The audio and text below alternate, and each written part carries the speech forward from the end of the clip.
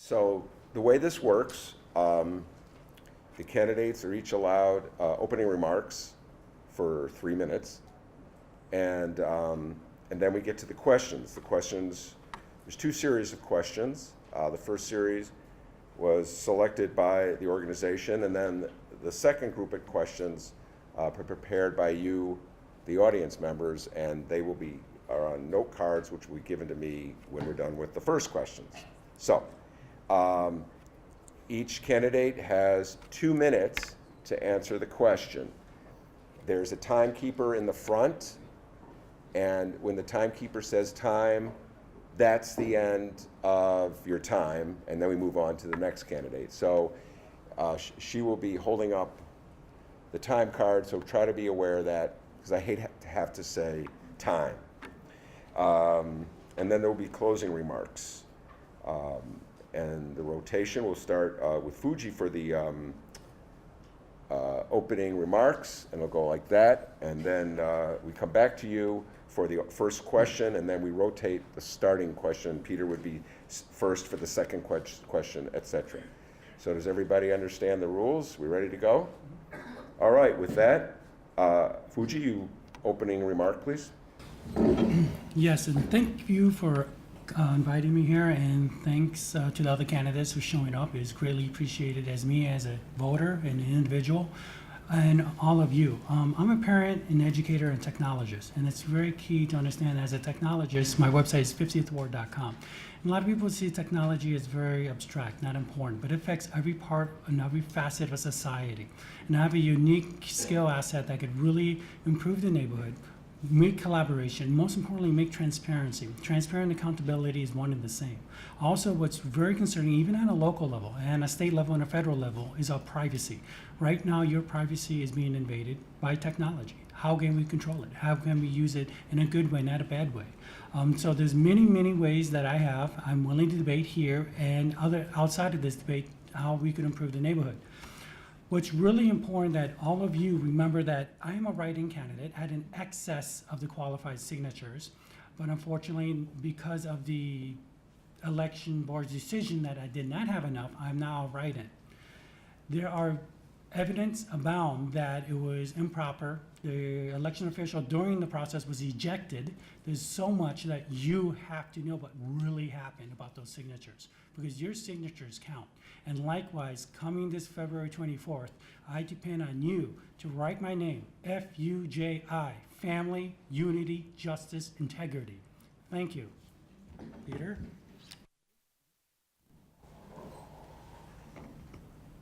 All right. First of all, thank you, everybody, for showing up. This is a great event. Had the opportunity to attend back in 2011. My name is Peter Sifnotis. I'm also running as a write-in candidate. I was ejected from the ballot after some long hearing processes from both the incumbent and one of the challengers. First of all, I'm a resident of the ward. Been here for 6 years. I moved here in 2009. Been involved with my condo association during that time, and also so I have a really invested interest in seeing the community develop and grow. A lot of my experience was developed during my 8 years in the Marine Corps.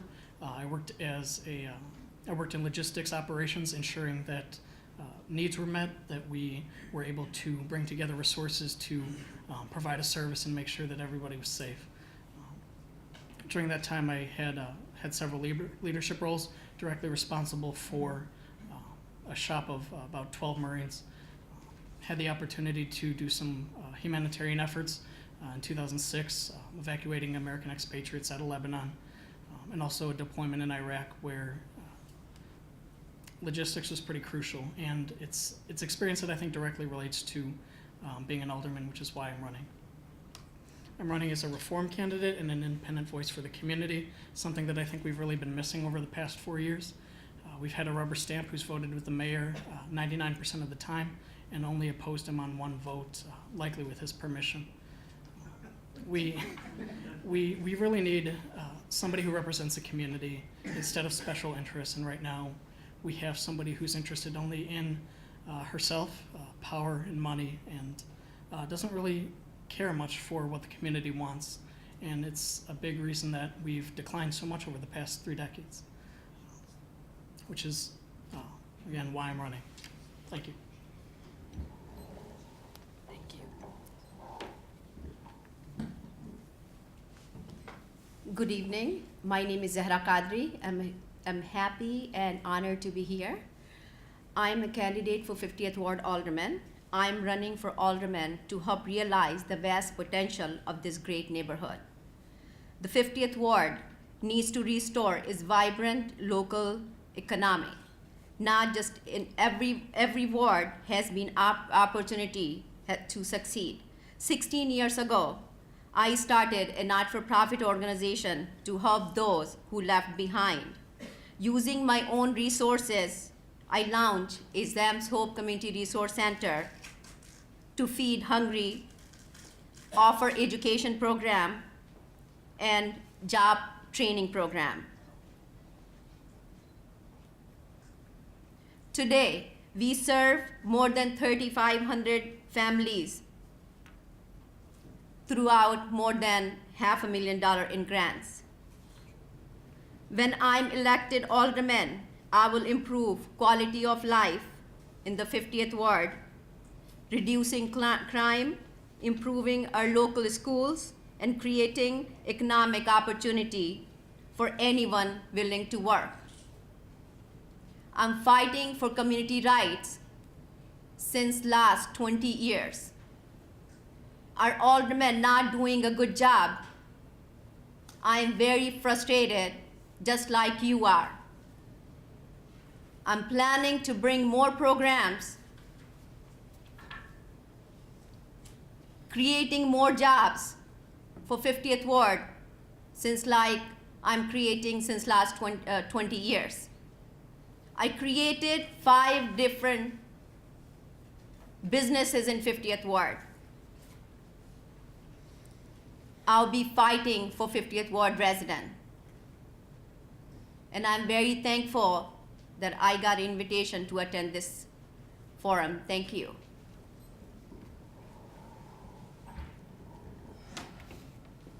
Good evening, everyone. My name is Shajan Kuriakos.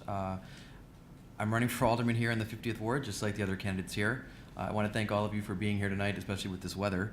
I was born and raised in Chicago. My parents came here back in the 1970s on the idea of the American dream. And my folks worked their lives to provide for myself and my sister. And one of the things that they instilled in us while doing this was making sure that we gave back. And I've done that. I serve my community well. I've served my community church well. And I also want to serve now the 50th Ward. By doing that, what I mean is it's growing the ward. We have had a lack and a decline over the last decade, if not a little longer. And what we need now is someone to come in who has the energy, who has the ideas to grow our, not only just our business community, but every aspect of this ward. When we're talking about education, when we're talking about services, when we're talking about the ability for our community to participate, we need to make sure that everyone is involved and everyone does have a voice. I've ran a very proactive campaign. We've knocked on over 9,000 doors, and our message is still getting out every day. And it's the message. The message is pretty much simple. We want everyone to take part. We want people to have a voice. And and as I've been walking, people do like the message that I have been getting out as of right now. And it was validated by the Chicago Tribune last week, Chicago Jewish News, as well as other organizations within the 50th Ward. And yes, Ahmed Khan did endorse my candidacy, but that was after almost 6 months of talking to him. And before we did that, it was questions. It was questions about what my plan was, what my vision was. And I have to be honest, for someone to check the bylaws, he definitely was open to the idea of change as well. So thank you. Okay, thank you. And our first question, the microphone has to come all the way back to Fuji. And so here we go. You ready? It's the same question all of you will answer, so please listen. West Rogers Park's racial, cultural, and religious diversity is a community asset.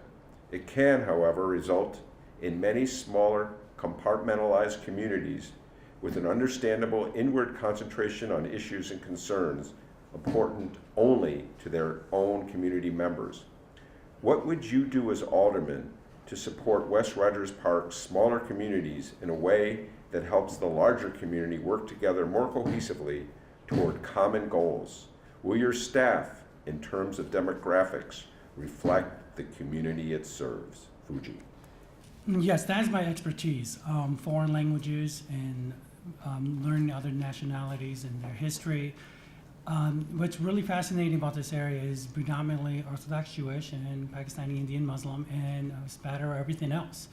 What my automatic office will not only have is a reflection of the community, but more importantly, on my website, I have an economic plan, one-page summary, that outlines that amongst these people from the neighborhood working for my staff, I'm in communication directly with the embassies of foreign countries to make them honorary consular agents. This would help them to apply for visas and birth certificates, and that would also help the economy because there's so many foreigners that now are leaving this neighborhood for Schaumburg. For example, they opened up a mall called the Little Mall of India in Schaumburg, which is directly competing with Devon. What I would have is a Pakistani Indian working in my office, and they would have a honorary consular title, so they could do diplomatic work for the community to bring in more customers and work directly with the individuals that live here. Specifically, I'm fighting for two things back to the Arab community. What I want is a Iraqi consulate and also an Assyrian school. The Assyrian school is the Aramaic language for the Assyrian community. I have a website called madrashta.com. Madrashta is the word school in Aramaic, similar to Jesus' original language. And I'm very adamant. For 4 years, I've been fighting for that, and I will make it happen. Thank you.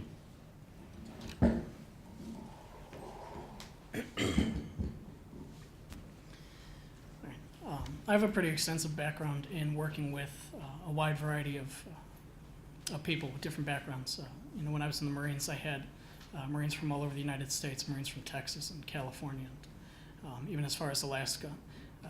And while I was overseas, I had the opportunity to work with Pakistanis and Iraqis, the different ethnic tribes there as well, the Lebanese. And I know how to get various backgrounds together, to work together to find common ground, to work through some of the issues that affect everybody.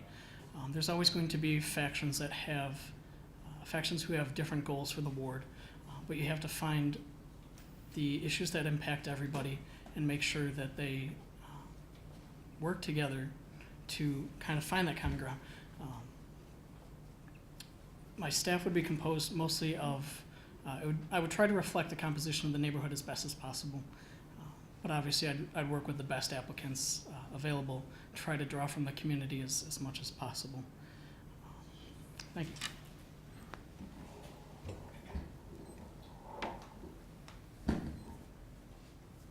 Like I mentioned before, I've been serving community since last more than 16 years, and I'm serving 7 different nationalities. We have many volunteers, and also we have a staff, and I will be doing the same thing, hiring different nationalities and working together, block to block, shoulder to shoulder, we can make a difference in our community. Thank you.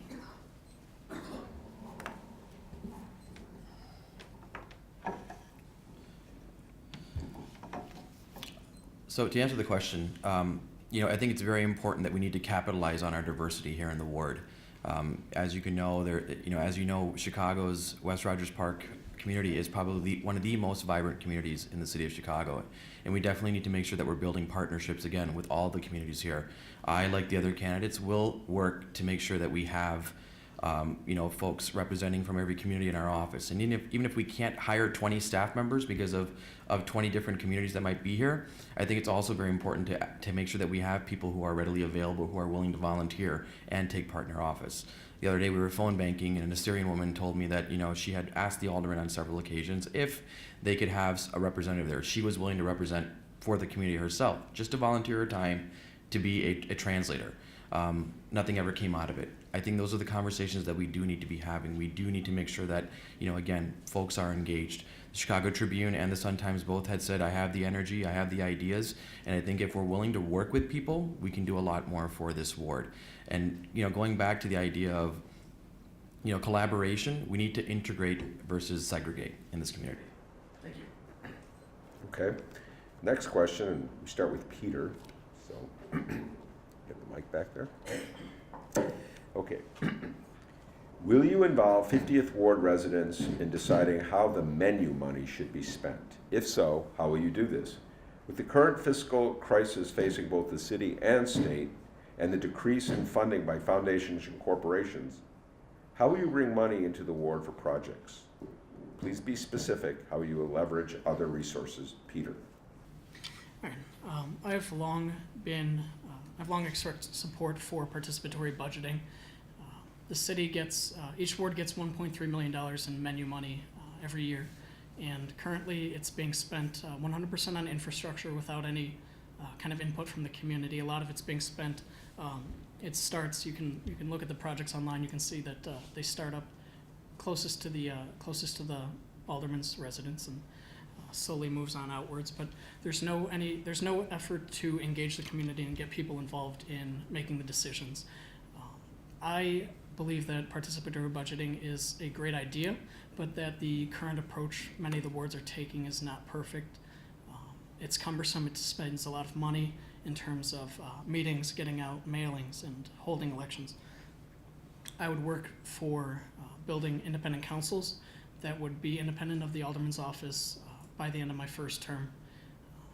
Getting different elements of the community coming together to bring plans that would work with the alderman's office to carry through.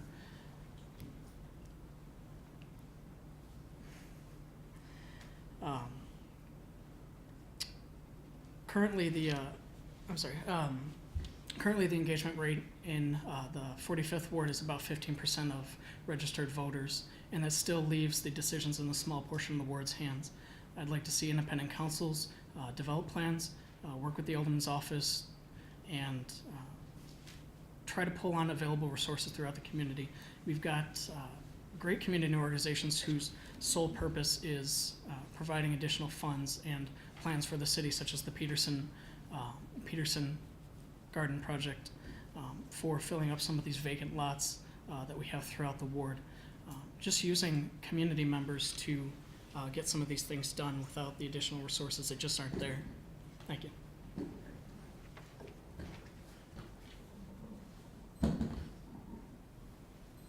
I believe in fiscal transparency. I am giving power, financial as well as political power, back to 50th Ward residents. I plan to spend $1.3 million creating a commissions, $200,000 each, and resident can decide how to spend money. Second, I was working as assistant grants management director with Cook County government, and my job was bringing money in for the county. So I will be bringing extra dollars from different resources, federal and state, for 50th Ward residents. And I've been doing this since last 16, 17 years. I brought $1 million uplifting neighborhood in 16 years. So I will definitely believe in fiscal transparency and giving political and fiscal, again, power back to 50th Ward residents. Thank you very much.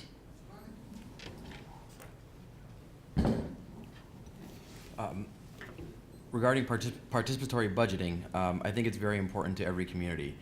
We run the risk sometimes where residents don't participate, and that's where we need to change that. In doing so, one of the things that we've talked about is making sure that we are hosting the ward nights. We are hosting ward councils. I will be committed to having a ward council at least once a quarter to let the residents know that this is what's coming, this is where we're at. And I'll also be using the social tools like Facebook and Twitter and other mediums to let residents know about activities going on in the ward. I think it's a matter of making sure that we're properly reinvesting our money back into the ward that we get, and it's also creating new opportunities when we do so, creating private and public partnerships. It's worked in other wards like the 47th ward, and we need to work in the 50th ward to do so. But again, it's not going to work unless we get participation. Peter had mentioned that in the 45th ward the numbers are low. Again, we have to make sure that when we're doing this, we have residents that are properly notified of what's going on. And I think the biggest thing is that when we look at the long term, we need to make sure that money is being spent properly into activities such as street paving, or if it's growth for a park or some other type of venture that is properly representing our entire community.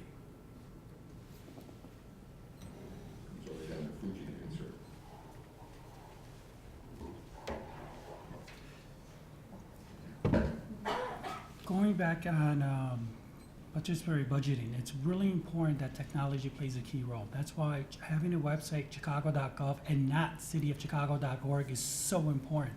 I feel that website is so outdated on purpose because they do not want technology to inform you. And informed citizenry is so detrimental to incumbents, and that's why it's so important to have a new website.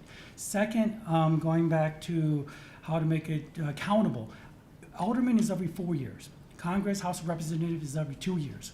I will make a city ordinance and propose that every alderman should be elected every 2 years. If you can't fix a pothole in 2 years, why are we going to wait another 2? Let's make automatic races every 2 years. It's good enough for Congress. It's good enough for me. Going back to investment, there's a lot of tech companies I'm talking to, foreign investment through embassies. Once again, another way to invest is our schools. A lot of people want to move where there are good schools. And that's why it's so important not to close down schools. That's trying to happen like Decatur. We have to keep it open. Another program I have is another site, once again, 50th Ward. Here's my economic plan. I want to create a shuttle bus from Loyola University to Devonacadie to bring in those college students. It would be a great investment for the neighborhood, socially and economically. It's a win-win. Once again, going back to accountability, one way that can help is through technology, but more importantly, going back to a 2-year candidacy for the alderman. Let them run every 2 years, not 4 years. Because once again, participatory budgeting, there are so many ways to, hide the funds. So let's have an up-to-date website to reflect it. Thank you. Third question. And it's going to start with Zara, so. You ready? Okay. As alderman, what will you do to better provide timely information on zoning and development proposals? Do you think it's important to increase the opportunity for citizen participation in decision-making and to establish community development goals and priorities? Are you satisfied with the extent and quality of citizen participation and input in ongoing projects? Decatur Classical School will be moving out of the ward soon. What would you like to see done at that location? There's a lot of questions embedded in just one question, but that's the full thing, so go for it.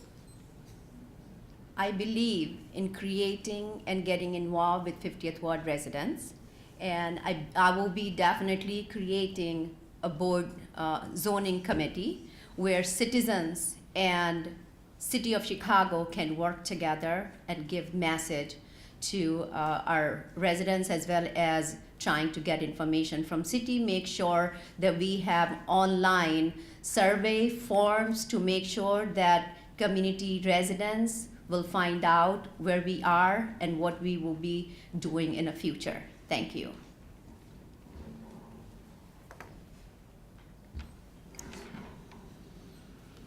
So one of the things that we've talked about as we've been walking is the creation of an economic development board to let residents know what's going on and get participation also from residents and business owners in the community. The other thing that we're talking about is a zoning advisory board, because I think that's very important. If a building is being torn down or we need to change the zoning for a property, to let the community know that, hey, this is going to happen. And it's all about communication, whether it's knocking on doors, social media, or quarterly town hall meetings. Again, it's important that we let our residents know that this is what we're going to do, or these are the activities within the ward. As far as with Decatur School, I am disappointed. We know that there was 2 more grades that wanted to be added, and unfortunately, the school lacked the leadership to fight for it. And that's very important. And I think it goes back to the constant message that we have. We need leadership who's going to fight for our community, fight for our schools, and not pick and choose when it comes to special interests in our community. So with that being said, again, as far as what the future holds for that property, I think it's important, again, in this instance, to get the community involved, to see what we can do with it. My personal feeling is that I'd like to see Decatur stay here, and and for us to grow that school.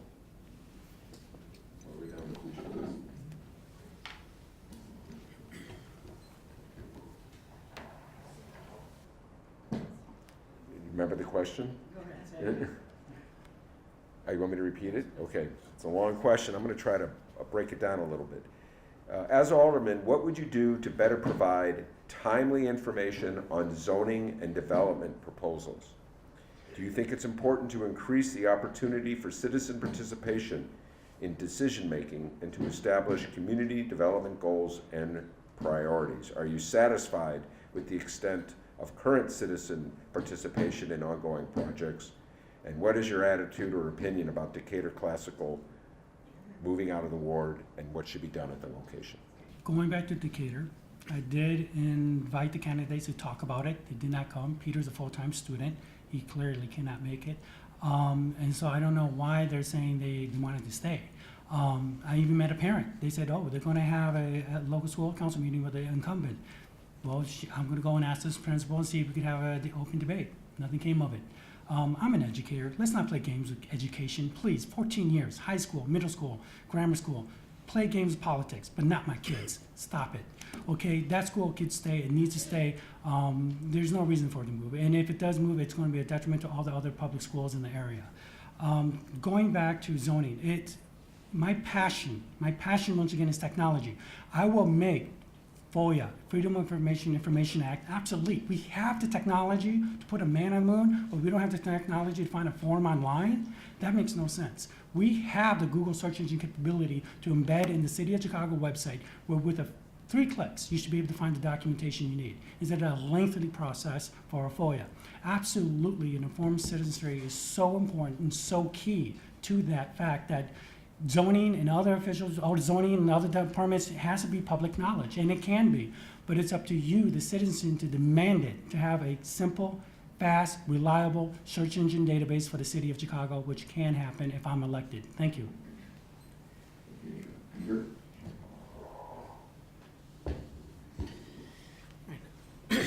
Zoning changes seem to be predominantly behind closed doors deals made closely tied to campaign donations, often have very little community input in terms of residential and commercial industrial zoning changes. A lot of that stuff is made without any kind of community engagement. There's no input from the community what they want to see done. And one of the first things I would do is, like Shajan mentioned, is set up zoning boards, get residents engaged, developing plans. What do we need to see in the community? Because we haven't had development here in the past 4 years, I'm not really sure how the incumbent would handle it, but I would definitely get everybody involved, get input from, you've got the Jewish community, Indian, Pakistani community, getting people to work together to come up with the ideas. These are the kind of businesses we want here in the ward. Zoning and businesses affect everybody in the community, and without their input, some really bad decisions can be made. As far as Decatur School, the Decatur Classical School goes, it was really an asset to the community. It's really one of the finest schools in the city of Chicago, and it doesn't seem like the alderman made a strong effort at keeping it here in the ward. I talked to some parents whose children are students at the school, and they tried very hard. They tried to set up meetings with the alderman. She would cancel or not show up, and there was no fight made to keep the school within the ward, or to get them the funding they needed to expand, to build new facilities to accommodate the 2 new grades that they were trying to get. Thank you. And this next question we start Shajan.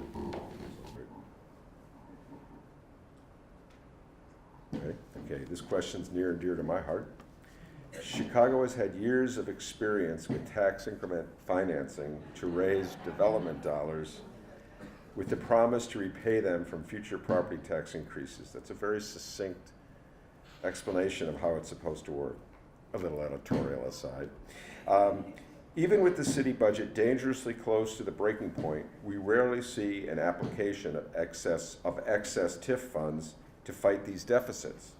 Do you agree with this? How has West Rogers Park benefited from TIF districts within its borders, and what proposed reforms would you support? This is the question that I was looking forward to. TIF, when it came out, I think we all know it's taxes, right? It's a hidden tax, and it's a hidden tax. I think what we do need to do is make sure that we reevaluate our TIF, and it is about TIF reform. There is an alderman or a couple of aldermen in Chicago that say that TIF reform is supposed to happen 5 to 10 years from now, but I think that reform needs to happen a lot sooner. And we need to make sure when we're doing so that we're properly utilizing our TIF.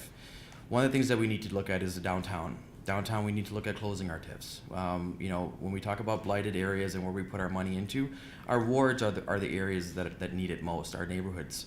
The alderman will take credit for, the incumbent will take credit for putting a $15 million streetscape on Devon Avenue when that money could have been put towards other projects. It could have been put towards, the 68 storefronts that we have empty, meaning bringing in new businesses into our ward. If you look on Devon Avenue itself, one of the bloggers here wrote that there are 43 storefronts, around 43 storefronts that are empty just on Devon Avenue. But let's not take Devon Avenue. Let's not just take that particular street. Let's talk about Toohey. Let's talk about Howard, California, and Western Avenue, and Peterson Avenue. Those are big thoroughways. If we're going to put money back in, if we're going to use TIF money, we need to work on using it properly.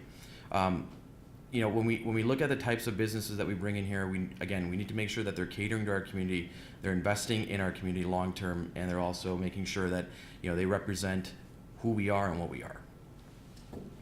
Comes all the way back.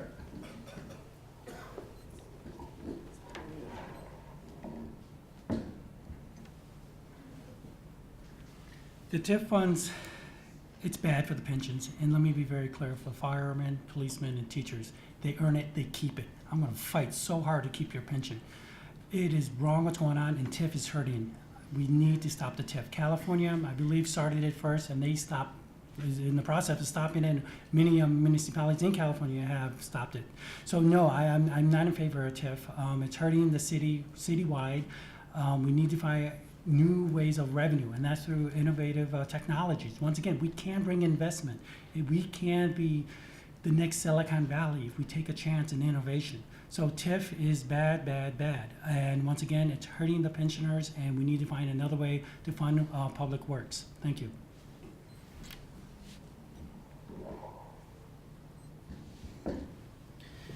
As an economics major and as an economics major whose focus is on economic development, urban and urban planning, I recognize that TIF is a powerful tool that can be used for good, but has really turned into the mayor's slush fund here in Chicago.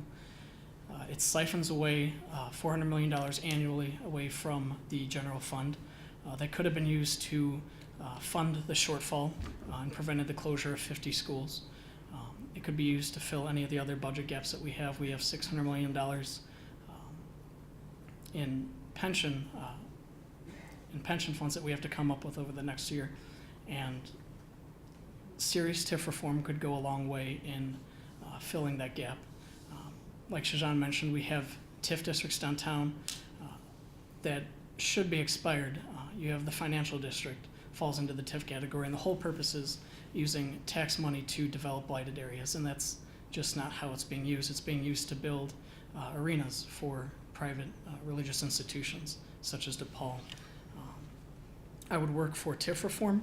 I would like to see a lot of the TIF districts expired, and I'd like to see more of that control taken away from the mayor and put into the alderman's hands so the money is spent in the ward. We have Western and Toohey, Pratt and Devon, and Howard that are filled with vacant lots, vacant storefronts, and instead of funding arenas downtown near McCormick Place, we should be funding small business improvements, signage, grants, and things like that to help out some of the struggling small businesses here in the community.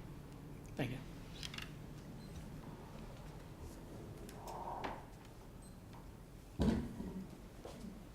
I see TIF funding should be more transparent and flexible.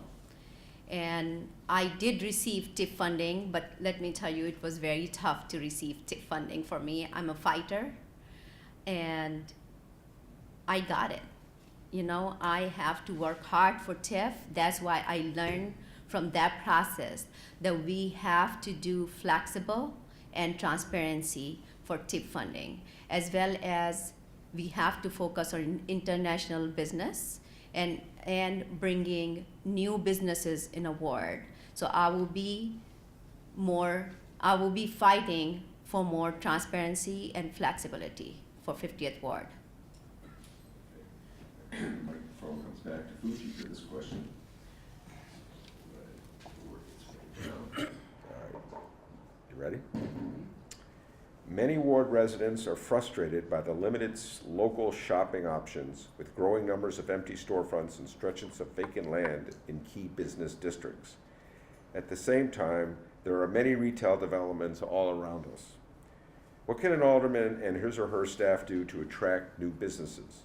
What help or assistance can the community provide?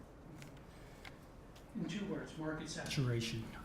This is a very serious problem, number one. Number two, Mall of India is opening up in Schaumburg, which is directly going to compete with Devon Avenue commercial corridor. And also, what's really interesting is I've been to so many businesses, and what's interesting is they said many of the candidates, aside from Peter, haven't visited them. I don't know why, but that's very unusual. And what's really important is what they want is solutions.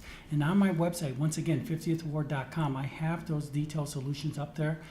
And as simple as creating an arch on Devon and Western, make it look like Chinatown with an arch saying Welcome to Little India, or getting the shuttle bus from Loyola University of Devon and Kedzie. And also crime and safety. A lot of people say, Fuji, it's not safe, or I'm going to go buy an $8 buffet and get a $60 ticket. The tickets is outrageous. It's out of control in the 50th Ward.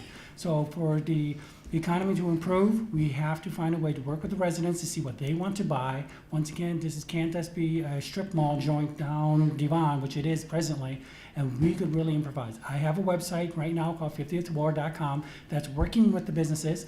I was not invited to the Chamber of Commerce debate. I emailed, I called them, and unfortunately they did not invite me. I am working on a modified form of the Small Business Investment Fund, and once again, it's really important to get out there and see what that is, because I think that fund could really help, and the turnaround time should be 48 hours to have an answer on that. Thank you.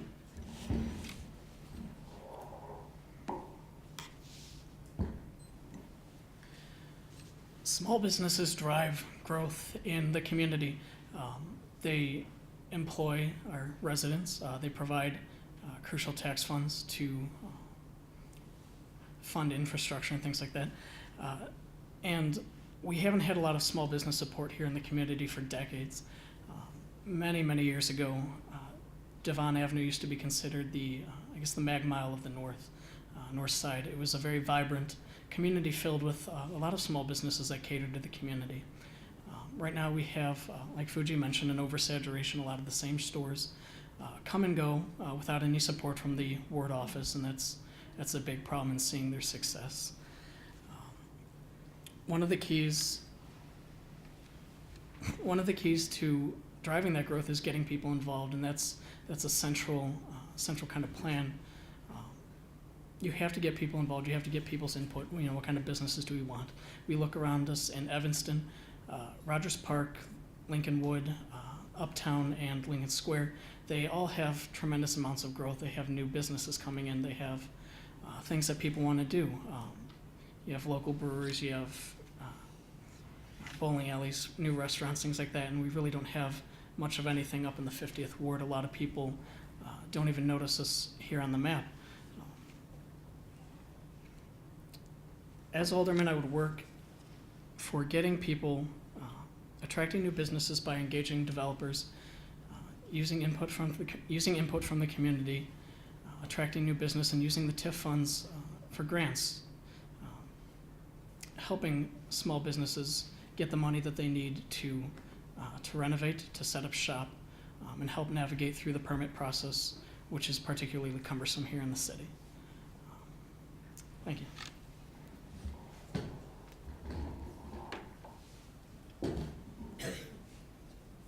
My business development plan is going to be on my website on Friday. We have very unique business plan for 50th Ward. As you see, many businesses opening, closing, non-stop. So we are hurting a lot here. And what I'm proposing, I'll be bringing indoor malls, small malls, where our neighborhood businesses can just come and get the small stores. In a store, you can see different counters where you can get imported teas, gift items, as well as chocolate. Right now, people really don't understand about business because they just open storefronts and then after 6-7 months, they're closed. So we need to train our businesses a small area indoor where they can learn and also establish themselves and then move to storefronts. So as I mentioned before, that I was working as an assistant grants management director, there's so much dollar amount grants sitting with federal government to support small businesses. And that's why my plan is to start indoor mall, small indoor malls where people can open up businesses. Thank you.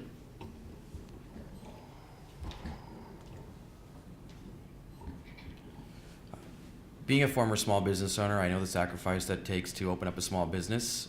In some instances, I've seen other people's businesses go out. I fortunately was lucky enough to sell my business back in 2005. But again, I see the sacrifice. When it comes to economic development here in the ward, you know, that's something that's very important here. We have a vibrant community, and I don't think we showcase our community.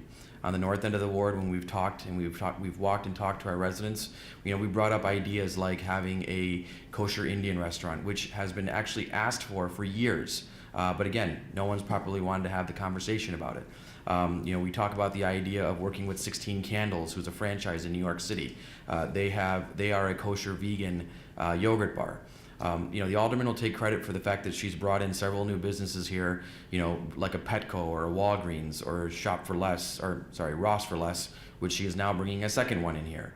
She'll take credit for bringing in the Cermak grocery here recently.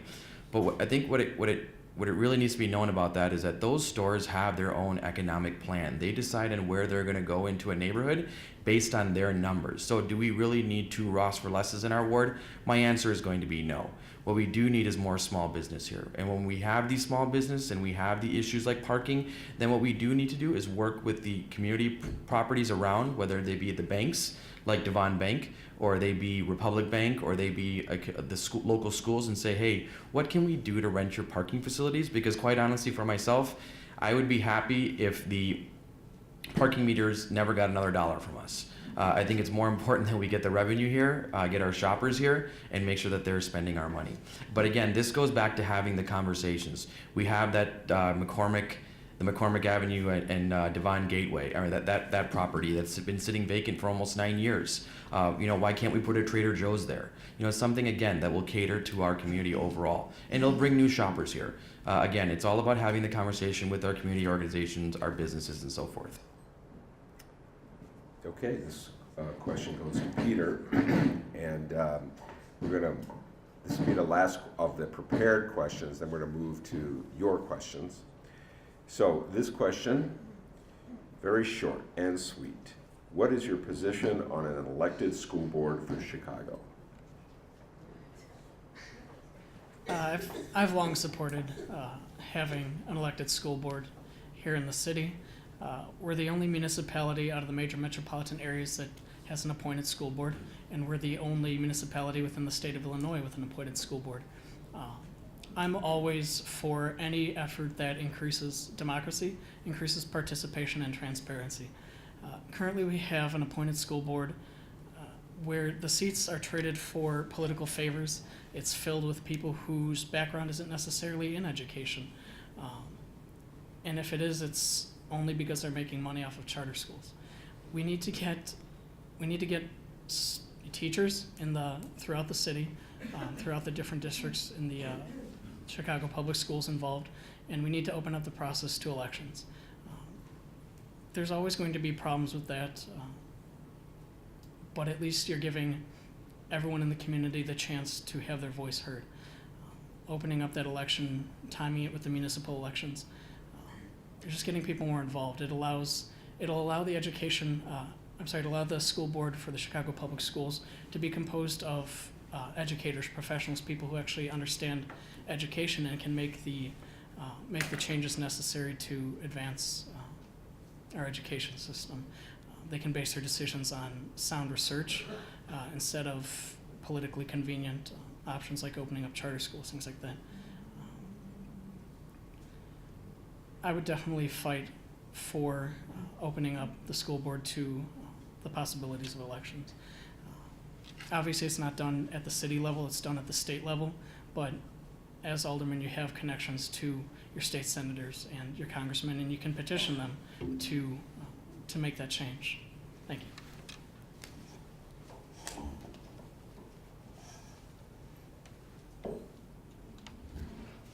Yes, I do believe in elected board, and again, this is people's choice, and I believe in people's choice. I will be fighting in City Hall, City Council for people's choice as well as elected board. Thank you.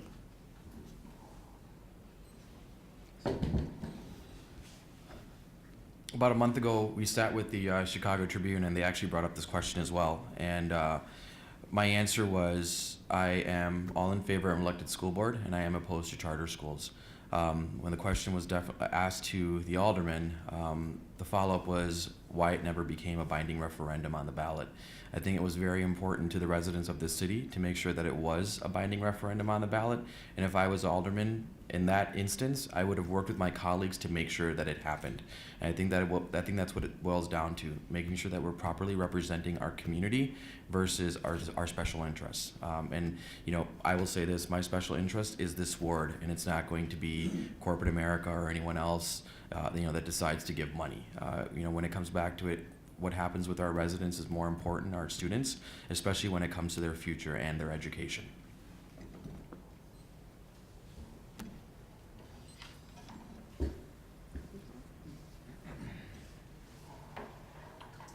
The local, if the school board has to be elected, I'm okay with that.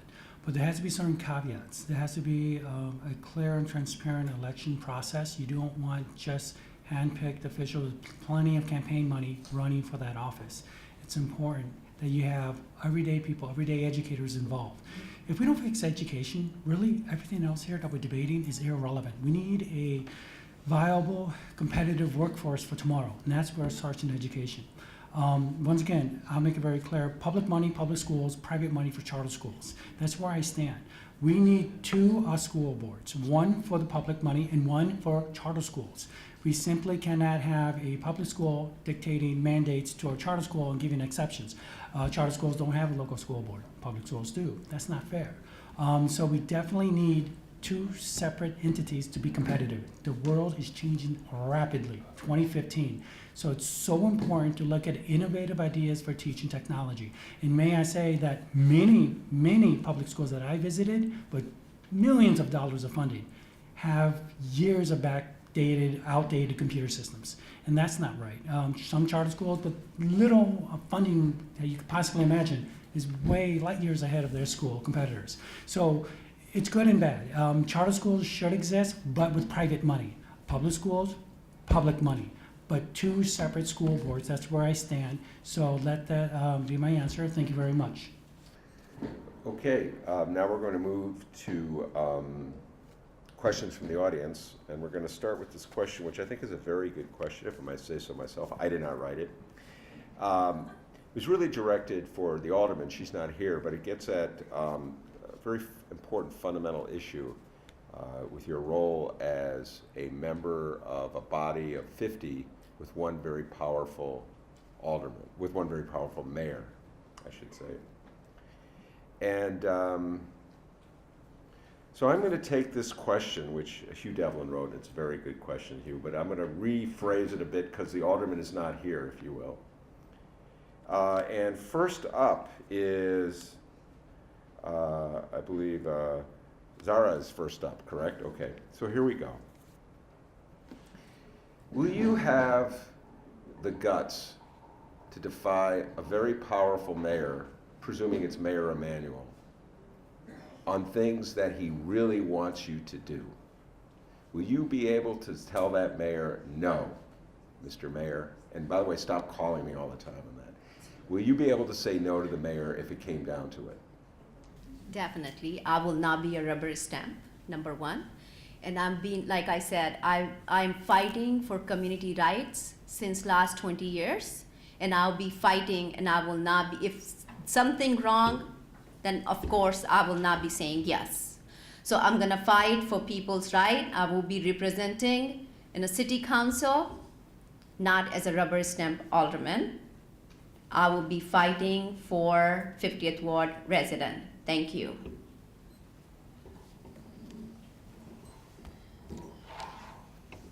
I've been asked this question a number of times as I've been walking in the ward, and my answer is very simple. As Zeros, I will not be a rubber stamp alderman. I think it's very important to work with whoever the administration is in 2015 going forward, but at the same time, it's also very important when making decisions we have community input.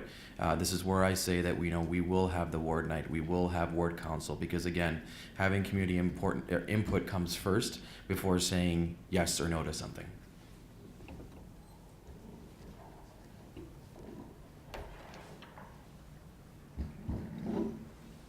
I ran in 4 elections, always as an independent and always refusing campaign money, because that's the only way to be truly, truly independent. Even with good people with the best intentions running for public office, somehow change. I've seen it happen. Good people change for the worse with the campaign financing, what goes on behind the scenes. That's why it's so important as an independent for 4 elections. I've never wavered. I've always been independent for the people, of the people, by the people. And I, as a technologist, believe in transparency. So that's where it's so key that, yes, I will be the voice of the people, because it's so important to have different skill sets in city council. We have various lawyers and financial experts, even our incumbent being a CPA, and that's great, good for her.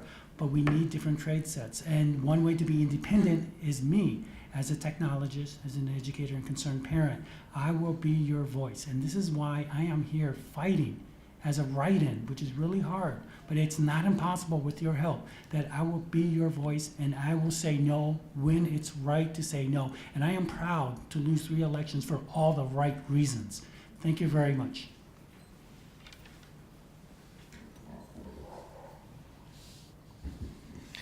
All right. No, absolutely. I will not have a problem saying no to the mayor. I've had the opportunity of meeting the mayor a few times, and I don't really find him all that intimidating. I have a long history in my professional development of saying no to people who were above me, more powerful than me, simply because I was standing up for what was right and always trying to do the right thing. Currently we have, and you're going to hear it, this term a lot, but we have a rubber stamp alderman who says yes to whatever the mayor wants. Whatever the mayor wants, the mayor gets, without any kind of regard to how it impacts the community, whether it's what the community wants or whether it's even good for the city on the whole. As alderman, you're responsible first and foremost to the ward in the interests of the residents, but also you're responsible for the well-being of the city. And at the moment, we have an alderman who isn't representing either interest. This time around, she hasn't taken in a lot of money, but she owes a lot of people a lot of favors. And the benefit of running as an independent voice for the community is I don't owe anything to anybody. I'll always stand up for the community, for what's right, and for what's best for the city overall. Thank you.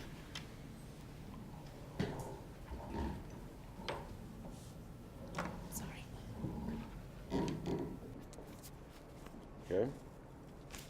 As a follow-up question, speaking of issues in which you might have to deviate from the mayor, the city in the last 4 years has appropriated up to $500 million to build a basketball arena for DePaul University and a hotel for Marriott in the South Loop. That matter came before the city council in both as a TIF deal and as a zoning change, how would you have voted? Would you have voted yes or no on that expenditure of money? That's simple. I would have voted no, and that's been my answer across the board since I've been running this election. It's about nickel and diming. We can't keep nickel and diming our residents to make sure that, entities like Marriott, entities like DePaul University, who happen to be two very large and profitable institutions, one on the corporate side and one on the educational side. We can't keep nickel and diming our residents so that entities like this can end up getting I don't want to say a gift, but ultimately it is a gift. It's a $500 million gift for them to build what they need to build. So yes, the answer would have been no.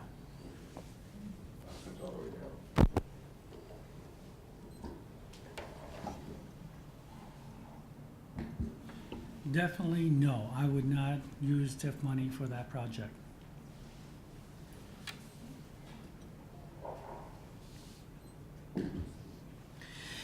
No, I would not have given DePaul or Marriott any of that TIF money, or any tax dollars for that matter. DePaul and Marriott are both private, for-profit institutions with no lack of funds for their own development. Projects like these really have nothing to do with creating jobs or boosting the local economy. It gives important people something to be proud of and brag about and say, look what I did. But things like the arena down at McCormick Place have no real benefit for the city overall. It's just the mayor doling out favors to his buddies for helping get him elected. And, TIF funds will always be spent within the district. I will always work to ensure that it's spent on our small businesses, not big box stores or bringing in large businesses with deep pockets. It's about developing the community, and in the past 4 years, it hasn't been done citywide or on the ward level.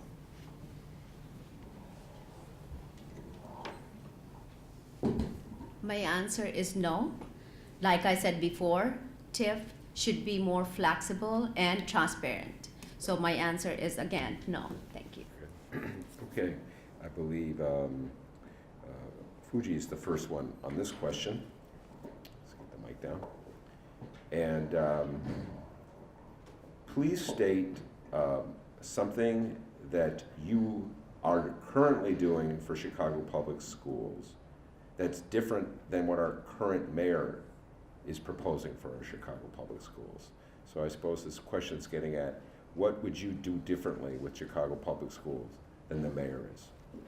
It would take several days, but let me sum it up.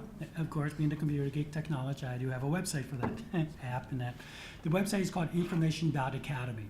Not .com, not .org, information.academy. From 2015 to 2017, we are going to have a revolution in home computer use. It's virtual reality.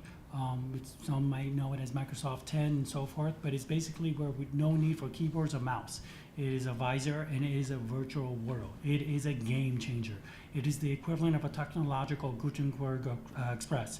Once again, www.information.academy. It has that information on there in detail. And what's really important, if we do not apply technology to education, that we don't give the tools to our children to become competitive in the workforce of tomorrow, we're going to have a serious problem nationwide.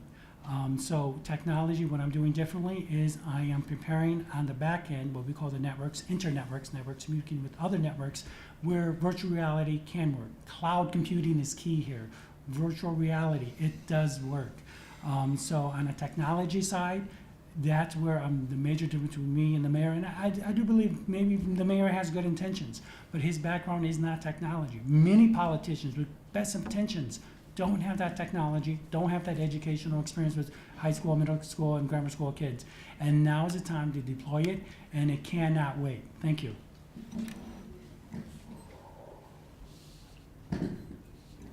I would do a lot different for education than the mayor currently is.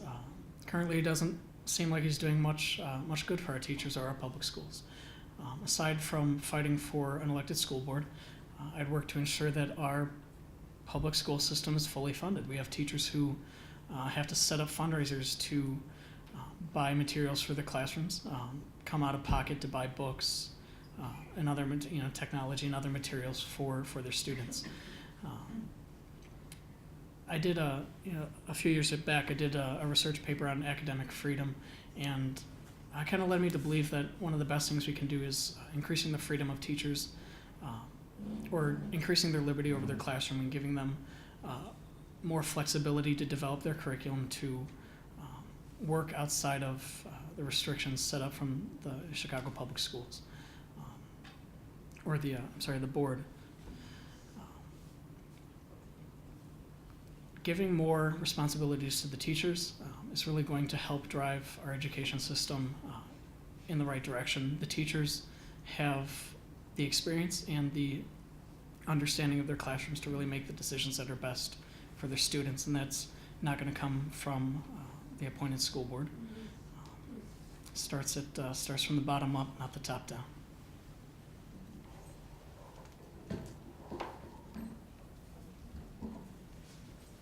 Like I mentioned before, I was Assistant Grants Management Director with Cook County Government, and I see many programs sitting for public school, education, adult education, as well as special help for Chicago public school teachers. And I feel bad for teachers because we speak more than 42 languages in our ward. And I will be bringing extra dollars, extra support for our teachers. And again, we have to have extra programs for our after school. We have to have extra support for our teachers, and we do have money. People always talk about we don't have money, but yes, we do have money, but you have to go look for it. This is just a communication. We have to sit together and see how we can improve. Teachers, parents, high schoolers, colleges. We can bring resources into our public school, and we do have extra dollar, and I will prove after I become an alderman. Thank you.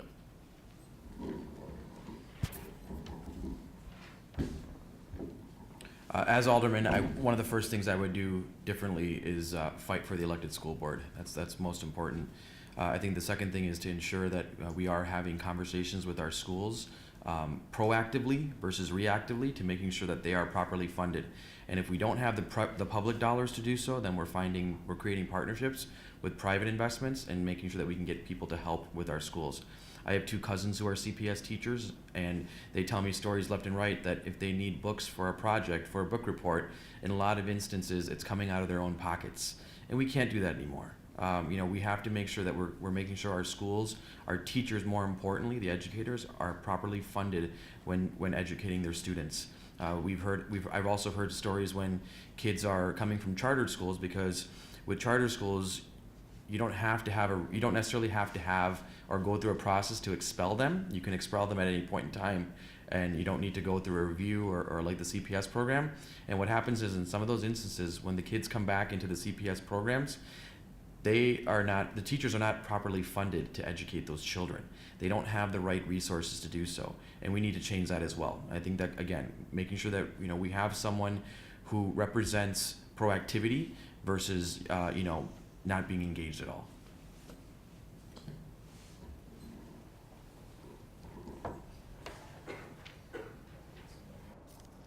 That's it.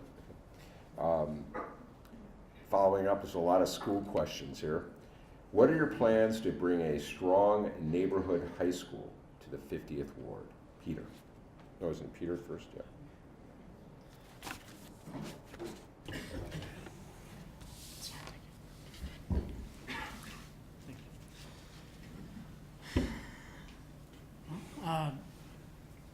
We definitely do not have a high school within the ward. We've got one nearby at Mather, and I haven't actually looked into the high school situation. As far as I understand, there isn't actually any kind of lack of resource.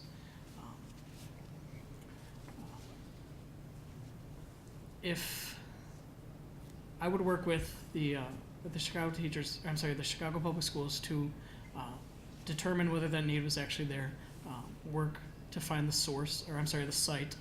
There's certainly plenty of vacant land here in the 50th Ward. Get the necessary funding and make it happen.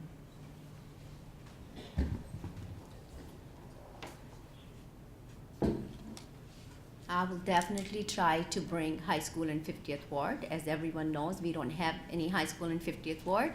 But again, it takes a lot of work as well as communication. We need to sit together and planning, talking to the residents, where we can have it and how we can have it. Like I said before, we do have money, but this is just like working together. We can definitely make anything possible. And federal grants, state grants, and if residents really want to see high school in our 50th Ward, anything is possible here. Thank you.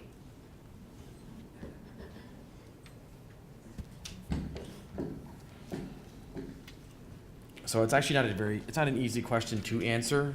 What I can say is that with Sen High School being at a baccalaureate rating and Mather High School being not too far outside of the ward, I think it's very important that we properly assess whether there is a need to bring another school. And if our population of our high school students requires it, then we should do it.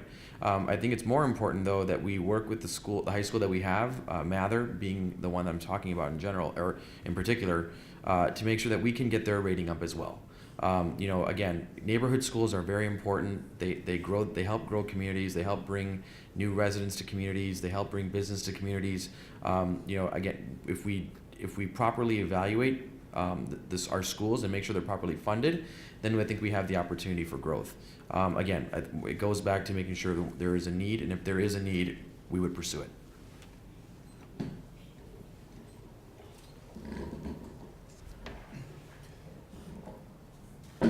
Having a high school in the 50th Ward, I won't try, I will make it happen. The best way to improve education, regardless if it's charter or a public school, is smaller class size. That's without any question. So we need a high school here. Smaller class size is key. We have the unique, diverse demographics to have a wonderful high school here. So absolutely we need a high school. Since I started, my whole theme was education, environment, energy, and economy, but it always has been education. And if we don't have a high school here, the other schools will fill up very quickly. So it is important that we do have a high school here. Once again, I have many, many plans on how to get a high school. I'm more than happy to talk to you after the debate in more detail. But yes, I would love, and I will make a high school reality happen for the 50th Ward. Thank you. All right, the next question goes to Zara. And it's a school question again, a lot of school questions. What is your position on charter schools for the 50th Ward? Charter schools for the 50th Ward. I do not support charter school at all. And public school and charter school, actually, I don't feel any difference. It's study proven. And I can definitely go no for charter school. Thank you.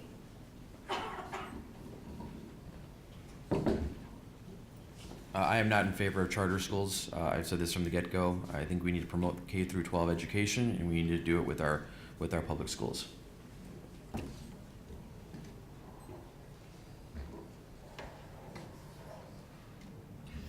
Once again, public money for public schools, private money for charter schools.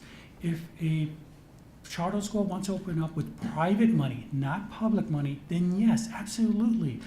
IBM, Cisco, Oracle, if these companies want to invest, like I talked to different entities, different institutions, if they want to invest as a private institution and have a private school open for the public, absolutely a charter school would be awesome. As long as it doesn't interfere, once again, with my mantra, public money for public schools, private money for charter schools. It's that darn simple. So absolutely, if it is private money, I'll open up 1 or 2 charter schools with private money only. Thank you.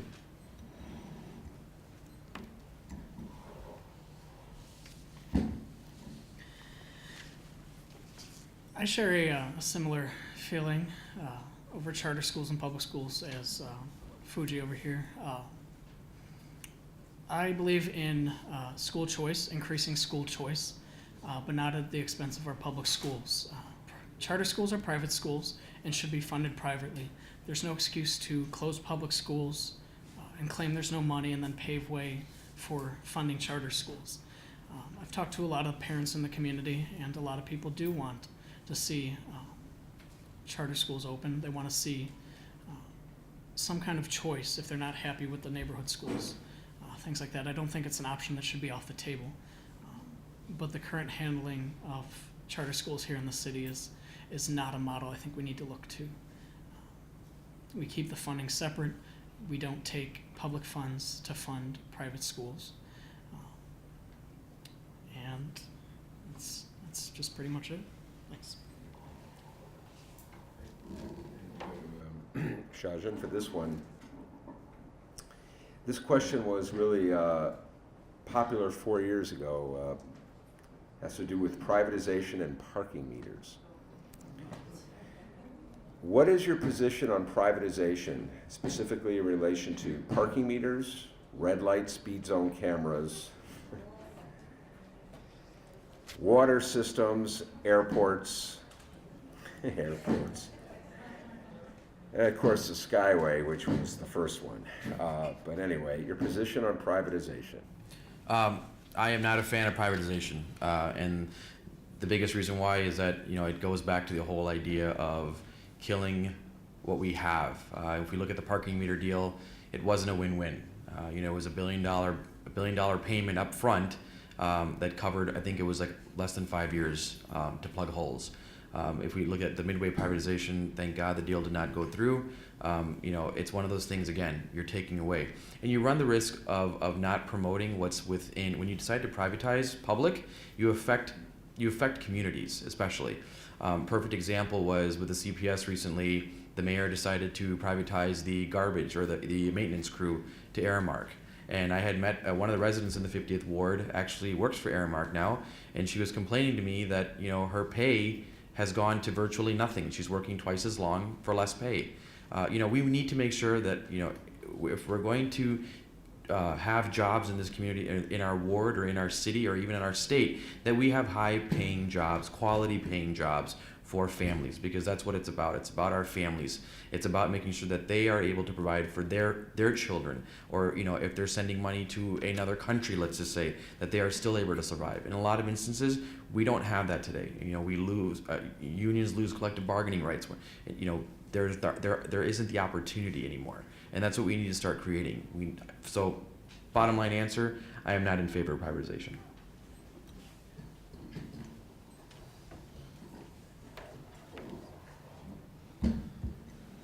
As a technologist, obviously there's a time and place for privatization because technology will not wait. But going back to red lights and meters, this is a symptom of blatant misunderstanding of privatization. And I know, the way it's being used with the camera red light ticketing system, it's clearly a fraud. It's clearly corrupt. So no, the way it's being done now with no public knowledge, no, I don't believe in privatization. If it was more transparent and the public knew, then let the public vote on it. I think more participation by the public is needed. And if there comes a time, economically, the privatization is needed, the public need to be informed. But going back to privatization, so many politicians I've heard always say, oh, I'm against it. But then a year later, they do it. That's why an alderman should run every 2 years, because no surprise, they change so often on the decision. So I am against privatization of public assets, and only when in most extreme circumstances it is required. But there is a time and place. But Chicago is not the role model to do it. Thank you.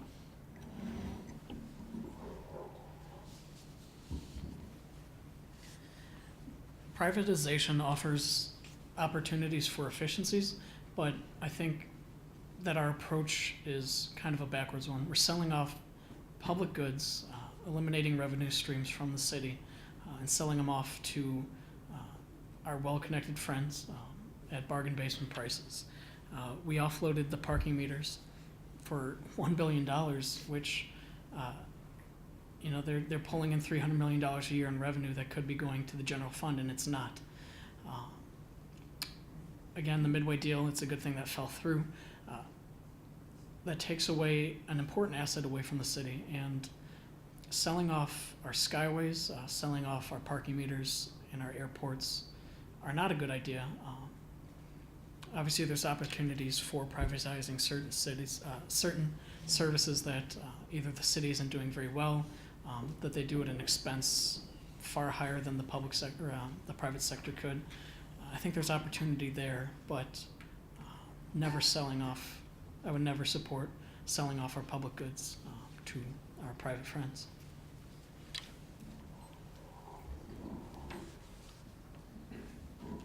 I do not support outsourcing at all.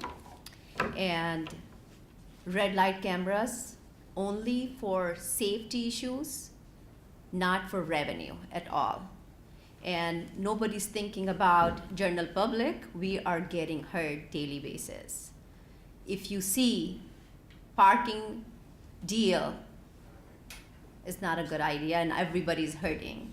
And I just want to make sure that I will be fighting in City Hall for 50th Ward resident. Thank you. Okay. We're moving into criminal justice questions here, and I believe Fuji's the first one. You ready? Do you support the legalization of marijuana so that taxes can be used to balance our budget? Put it really simple. Legalize it and tax the heck out of it. I'll be very honest. It's saying I have so many high school kids that went to jail for nonsense. I don't condone smoking. I don't smoke. But prohibition of marijuana does not work. And that is the reality. It's a difficult reality to accept for many. But regarding marijuana, not the other drugs, specifically marijuana, it should be legalized. And sooner the better. Thank you.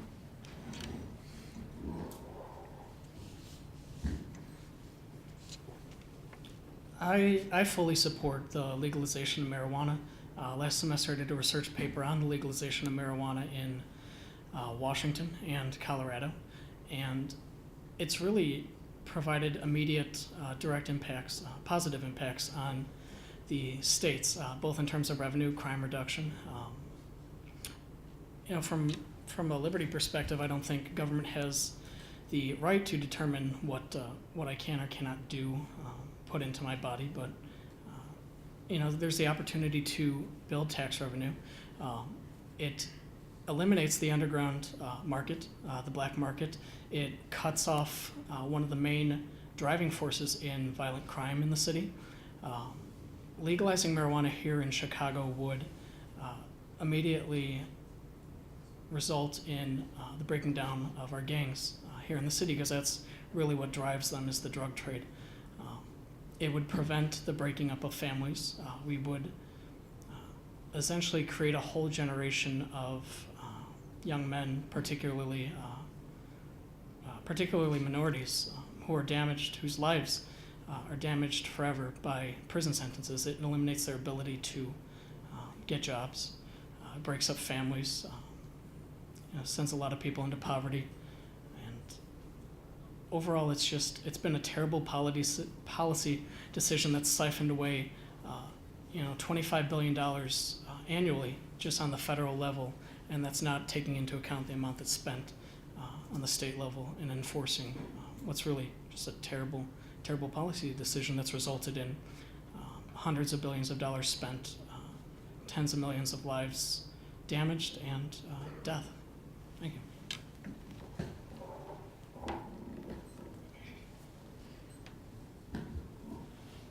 I support only for medical purposes, and that's all. Thank you very much.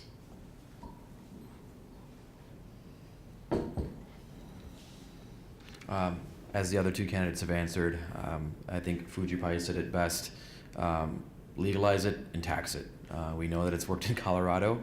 It's brought in over $1 billion in revenue the first year, tax revenue in the first year, and it can answer a lot of our other issues. I think when the mayor said recently that he's no longer going to make it a misdemeanor crime or a felony crime, but he instead is going to charge I think it's a $300 ticket, or I can't remember the exact dollar amount. I'm sorry, $200 ticket.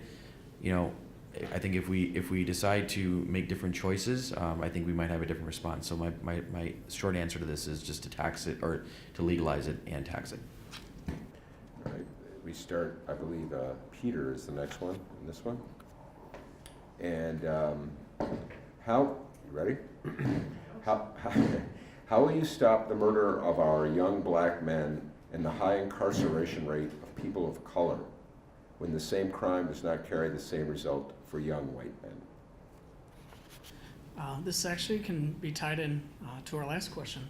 One of the biggest problems we have is the enforcement of the enforcement of the illegality of marijuana use.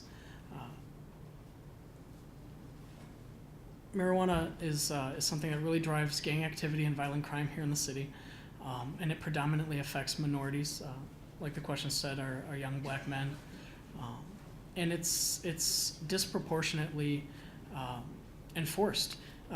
Shajan mentioned the ticketing issue that Emmanuel, his attempt at reform. It gives police officers the discretion of whether they want to arrest the individual or ticket him. And overwhelmingly, the people who are ticketed are white, and the people who are arrested are black. And one of the first things we can do to eliminate that problem is to just get rid of the reason they're being arrested in the first place.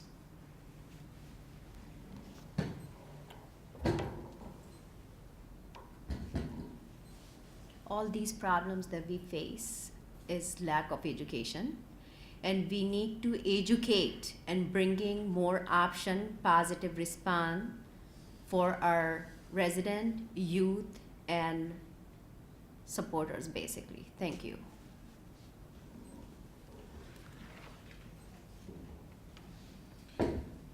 About a month ago, a friend of mine had come home from service because his cousin was has unfortunately had died to a self-inflicted gunshot wound, and we were sitting down talking, myself, my buddy, and three of his actually other close friends from college, and we actually brought this question up, and I think their answer was the best because it was four African American gentlemen that I was sitting with, and the answer was simple.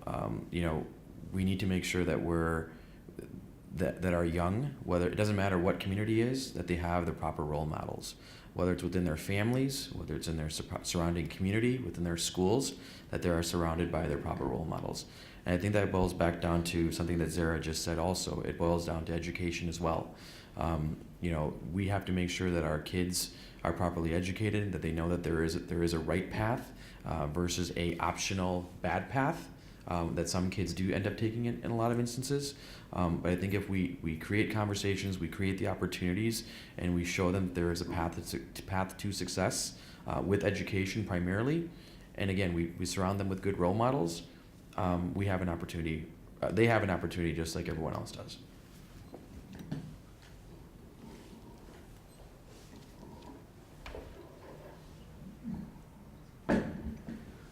What's really important is to get at the heart of the problem. I've been to the South Side, I've been to Inglewood, and it's bad. It's rough. These kids, some of the best kids I've known, they get swallowed up with the crime. They need an outlet. We need trade schools. We need our social workers back. And more importantly, we need that capability. Let these kids have a skill set so that they could leave. My dream is to have something called a merchant marine school for these kids so they can have a job as a merchant marine in the commercial fleet. It is a small dream that has great potential. I'm building a website. Once again, I'm a technologist, merchantmarine.org. And it's important that these kids that say, Fuji, why should I get straight A's and I'm a junior, I'm a senior, when I'm just going to step out of high school and the gangs are waiting for me, the drugs and the gangs and the guns and everything else.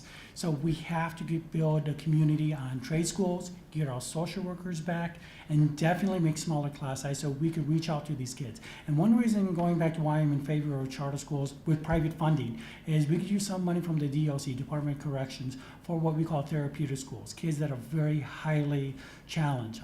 Special education goes up to age 21 at the moment, and 21 is a pretty long age. So we need to give these kids options for trade skills, such as trade schools. So we need to have that opportunity and a wider variety of choices, of school choices for these kids. And that's where it starts, education with the parents, and that's why also having the community involved. Thank you very much. Okay, this is a follow-up question of sorts, going back to the Decatur school issue. And I'm going to read this question, so it goes to Zara first. Fuji, Peter, and Shajan all have spoken about the disappointment of Decatur moving out of the ward. This is not a neighborhood school where someone living across the street can attend. Decatur probably does not even have 20% of its students living in the 50th ward. There is no data to support that parents picking up and dropping off their students even support 50th ward businesses. Why aren't you addressing measures by which you will support the needs of existing 50th ward neighborhood schools so that parents aren't moving into our ward? So that parents would be moving into our ward for the schools. Zara. Again, we just need to assess our resident, schools, students, talking to our community, and working together and talk to the parents, networking, and again, good communication. Let's see what resident and schools looking for. Thank you.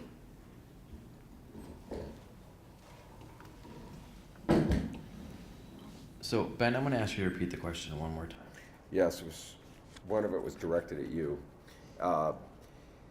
You've spoken about the disappointment of Decatur moving out of the ward, but this is not a neighborhood school where someone living across the street can attend. Decatur probably does not even have 20% of its students who live in the 50th ward boundaries.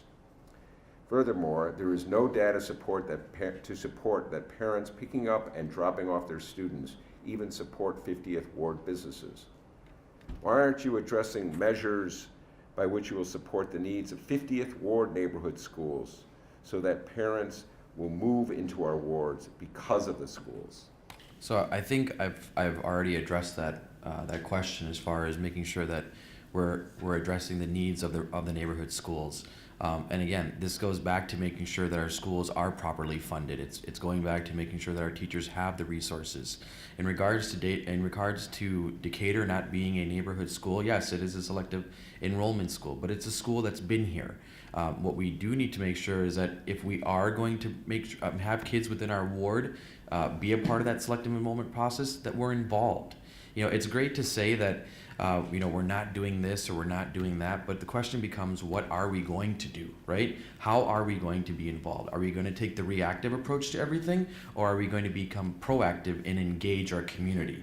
Letting our community residents know that, hey, we do have a selective enrollment school here, or guess what, we have several other great neighborhood schools here. Let me tell you about each one, or let me set up an appointment for you to check out that school before your kid goes into kindergarten. This is all about leadership. This is all about making sure that we have someone in office who's going to take that step to say, I want you as a resident to come into the 50th ward because of this, and this. And again, if we let our residents know, or if we let anyone know who wants to come live in our ward, I think we have definitely growth, whether it be within our community schools, our neighborhood schools, or it be within our selective enrollment schools, if Decatur was still here.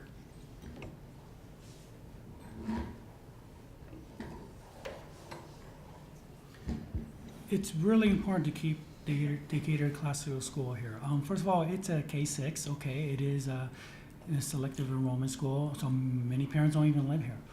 It's one of the few schools that teach Latin. I think Lane Tech is the only other school that I know of in CPS that teach Latin. So what you have to also understand, being a K-6, it's not first grade to fifth grade and sixth grade to eighth grade and high school, it is a K-6, which is very, very unusual. And because it's unusual, I think that small school size really builds a closer knit school structure. And one of the most important functions of a school is the community. Even if it's not outside that area, it's inside the school, that community, the school community. And that's based on morale. And that unit, that K-6, first grade to sixth grade, doesn't exist in too many other places in Chicago. So simply having a bigger school, bigger isn't always better. In this instance, I will fight for a school to stay open if it's the far south side or if it's the far north side. It does not matter. We need to keep these schools open. So yes, many other parents don't even live here. They can't even vote. I get that. But I'm doing it because I believe that the educators there want to be there. And I think what's really important that I hope the parents would listen to the teachers. Talk to the teachers, not just the principal.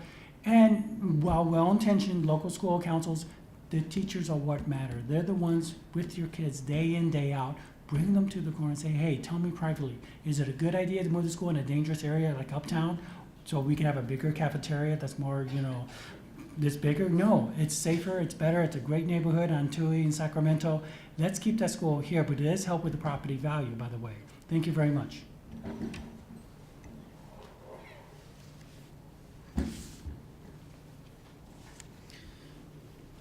While it's true that the Decatur Classical School does not predominantly serve the ward, I still think it's an asset to the community. And I think the bigger goal needs to be lifting the other neighborhood schools up to a level closer to Decatur Classical School. It's true that our alderman doesn't do much to advertise the ward or improve it in such a way that encourages people to move in. But a lot can be done by boosting our neighborhood schools. It's a selective enrollment school that attracts people predominantly from outside the ward, and we really don't give, we don't have a ward office that really gives parents a reason to move in. There aren't businesses that are attracted to them or attractive to them. There aren't a lot of opportunities. Transportation's very difficult. So really, there's a lot that can be done at the ward office to boost the neighborhood and make it someplace that these parents actually want to move to. But I think the bigger problem, again, is really lifting up our neighborhood schools to a level closer to Decatur.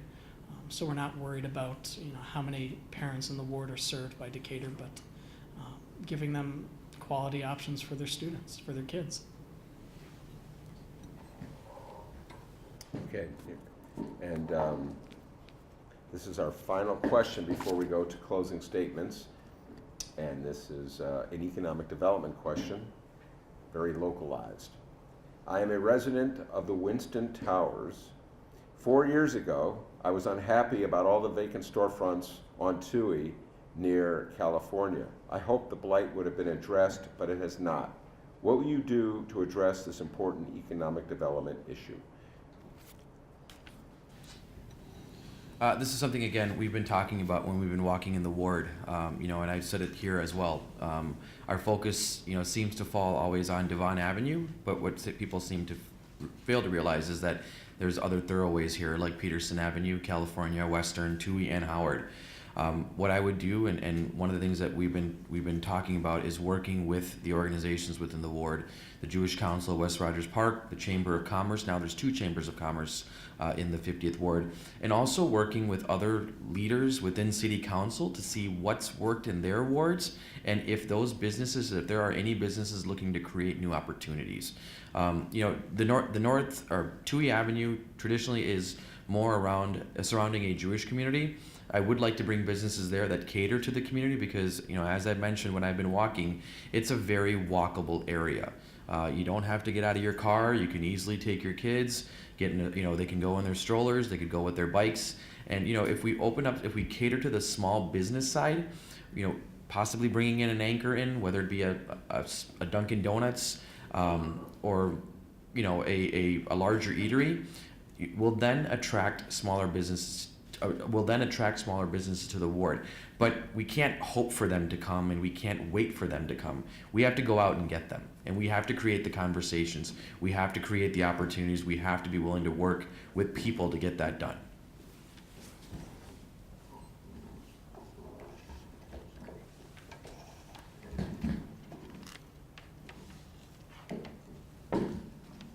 Once again, on my website, I do have an economic summary, okay, 50thward.com. What's really important is to listen to what the residents want. TUI has some commercial viability options, but it's limited because of the traffic. Also, Devon, unfortunately, because of the construction, business is going down. So going back to TUI, it's all about traffic, foot traffic specifically. One of my solutions is a trolley. Having somewhere like like Navy Pier has a bus that goes straight to Grand Station, brings in the customers.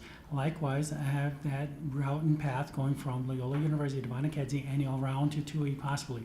I'll talk to many businesses also on Western. They feel neglected too. Every day I find a new business that nobody talked to. They think Western doesn't exist there. But for TUI and Western to really succeed, the ordinance fines have to be lessened. I found a lot of businesses say they're not allowed to hang a sign. They get fined by Department of Transportation. How that happened, it's amazing, but it does. So unfortunately, a lot of fines are happening to these small businesses, and they give up and leave. Also, the competitors in Lincolnwood and Walmart. These are other factors that need to be taken into consideration. Once again, I do have a website, 50thward.com. Please take a look at the economic summary plan that I have up there. Thank you.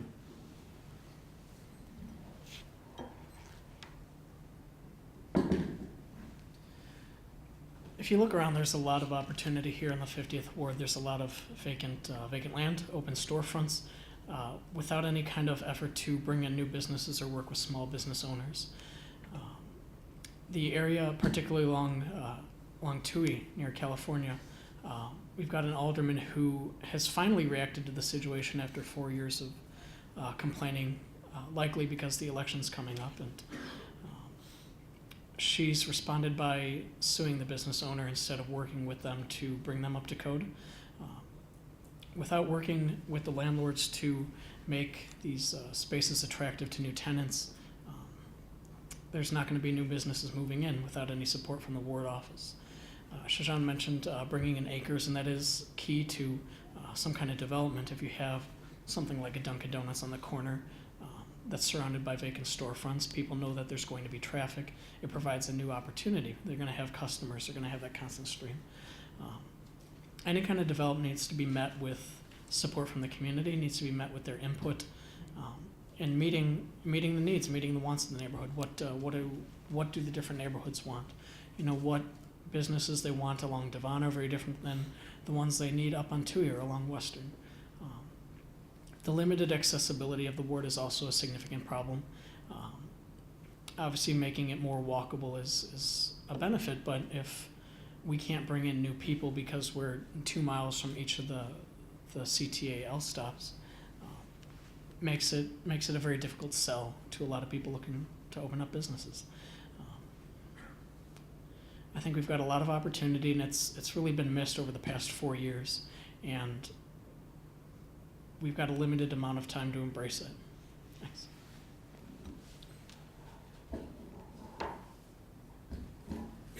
As I mentioned before, I created 5 different businesses in 50th Ward in 16 years. And I support small businesses. I have boutique, sewing center, restaurant, and commercial kitchen coming up very soon. From my own resources, I brought textile contract, international contract. So I will be bringing 500 to 1,000 jobs. I signed the contract, and this is a good news for me. And also 50th Ward residents. City of Chicago do have very lengthy process for getting business license. My job is gonna be making easy so people can start businesses and enjoy 50th Ward. Thank you very much. Okay. And now we have our closing statements, and we start with Fuji, comes back to you, and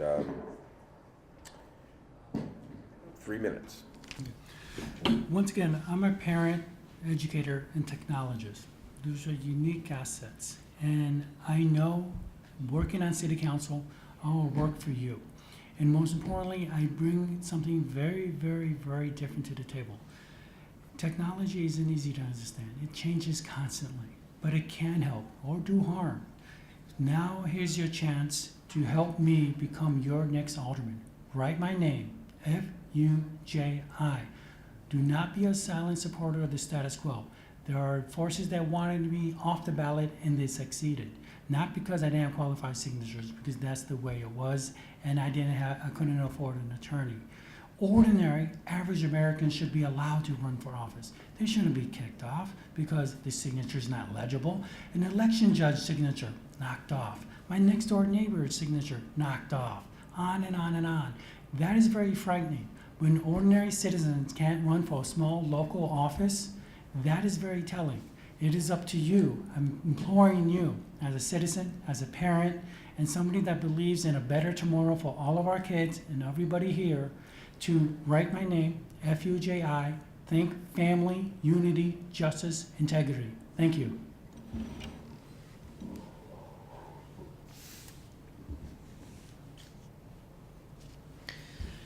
As a write-in candidate, I am also the, I guess, I don't like the word victim, but the victim of a system designed to allow the candidates to choose their opponents and denies the voters the opportunity or the right to choose who's going to represent them. I'm running as a reform candidate with a serious interest in changing up the way we do things in city government, working for the people instead of special interests, and working to represent the communities that we're from. I'm running as an independent. I have no allegiance to any party lines or any special interests, any large sums of money that I have to protect. And I've got a lot of experience that directly relates to what an alderman does. An alderman's responsible for providing city services, for listening to the needs of the residents. I worked for 8 years in logistics, which is making things happen. It's meeting the needs. You have a client, you have somebody who needs something at a specific time. You use the available resources to get that need met. You link different associations and organizations to provide that service.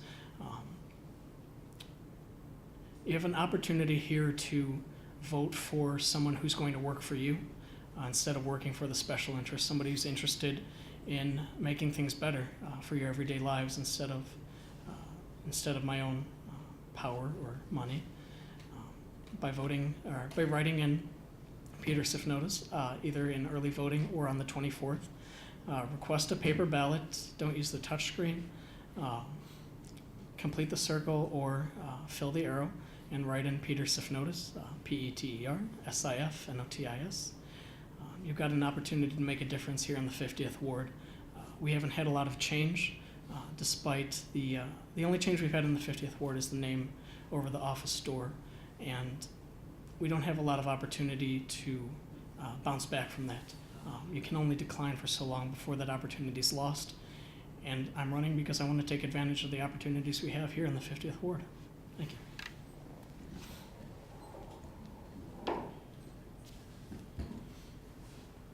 Thank you for this opportunity to address you today.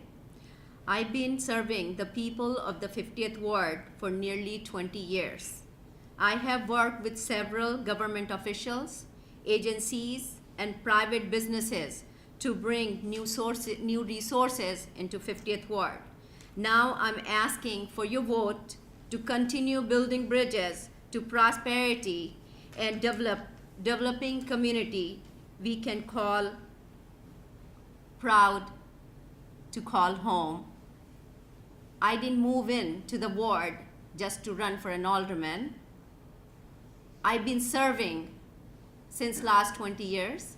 I'm hardworking, dedicated, and passionate about this job.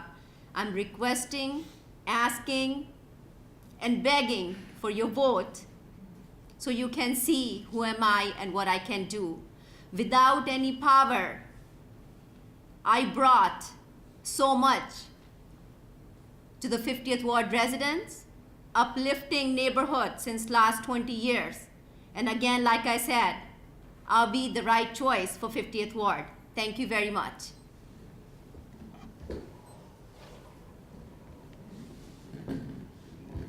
I wanted to say thank you to Devon Bank, Ripco for hosting this event, Ben Jaworski for hosting this event. I've actually been wanting to meet him for a little while because I read his articles a lot. I also want to thank all of you for braving this weather and coming out tonight.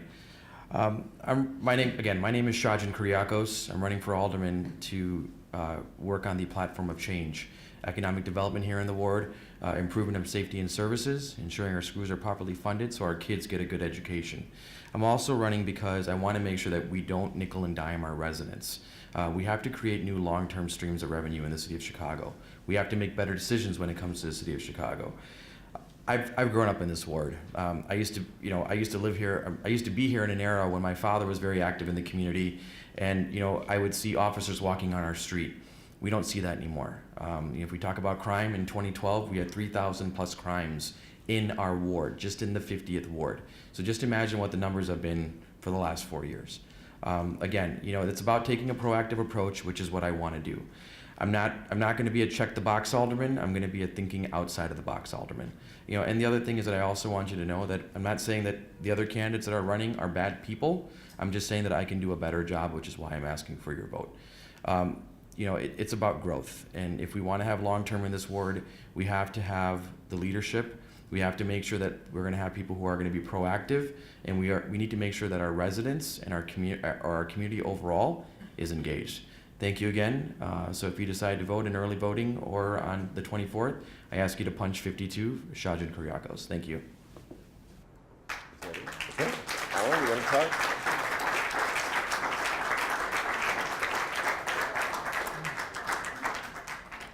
So I'd like a round of applause for this guy.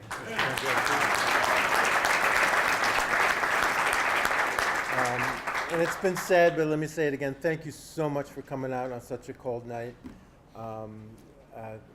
Little plug for Ripco. Our brochures are out there. Please join. There's lots to do. Would also say that there's another forum tomorrow, the Indo-American Association. You might want to call ahead and see if the alderman's going to be there. And I'll say good night. Thank you for coming.